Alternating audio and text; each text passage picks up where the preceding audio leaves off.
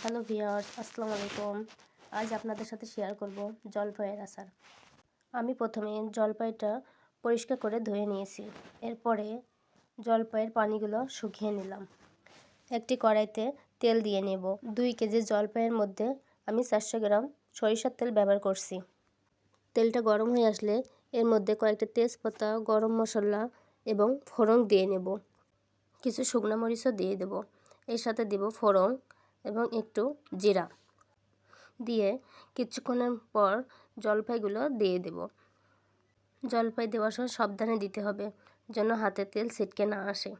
জলপাইগুলো দিয়ে কিছুক্ষণ নাড়াচাড়া করতে থাকবো। কিছুক্ষণ পর আদা ও রসুন বাটা দিয়ে দেব। কিছুক্ষণ ধরে নেড়ে এর মধ্যে 100 গ্রামের মতো চিনি দিয়ে দেব। চিনিটা দিয়ে ভালো করে নেড়ে নিতে হবে।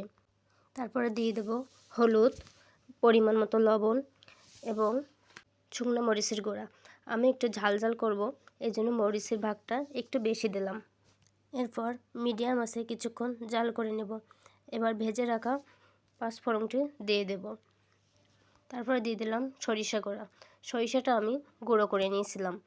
বেটে দিলে সরিষা অনেক সময় তিতা ভাব লাগে, এই জন্য সবসময় চেষ্টা করবেন গুঁড়োটা দেওয়ার। গুঁড়া দিলে টেস্টটাও অনেক সুন্দর হয় আর পড়ে রাখার ভয়টাও থাকে না। এর মধ্যে আমার আচারটা প্রায় শেষ পর্যায়ে চলে এসেছে। এবার দিয়ে দেবো ভিনেগার। ভিনেগারটা দিলে আচারের ফাঙ্গাস পড়ে না এবং অনেক দিন সংরক্ষণ করে রাখা যায়।